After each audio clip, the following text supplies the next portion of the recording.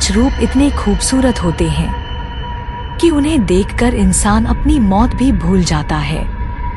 लेकिन कुछ सुंदरता ऐसी होती है जिसमें जीवन नहीं, श्राप छुपा होता है। मैं हूँ सुहानी, पत्रकार। मुझे पुरानी जगहों और पैरानॉर्मल कहानियों में हमेशा दिलचस्पी रही है। इस बार मेरा अगला स्टोरी असाइनमेंट था रात की अप्सरा के राज पर।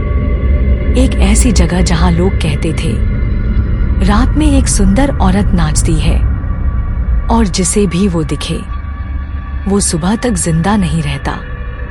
गांव का नाम था देवगढ़। वहां एक पुराना तालाब था, चंद्रकुंड।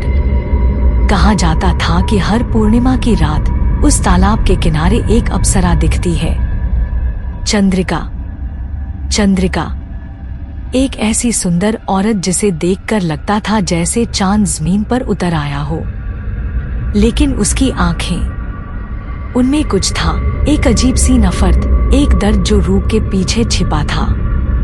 पुरानी दस्तों में लिखा था, चंद्रिका पहले एक राजनर्तकी थी, इंद्रप्रस्थ के महल में। उसकी सुंदरता के आगे देवता भी मोहित हो जाते थे।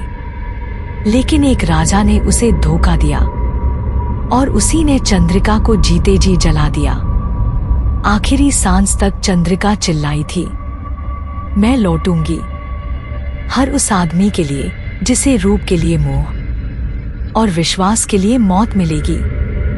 उस दिन से उसकी आत्मा रात की अप्सरा बन गई। जब भी चांद अपने पूरे रूप में होता, उसका नृत्य शुरू होता, लहू से भरी आंखें और घुंघरू की आवाज जिससे मौत बुलाती।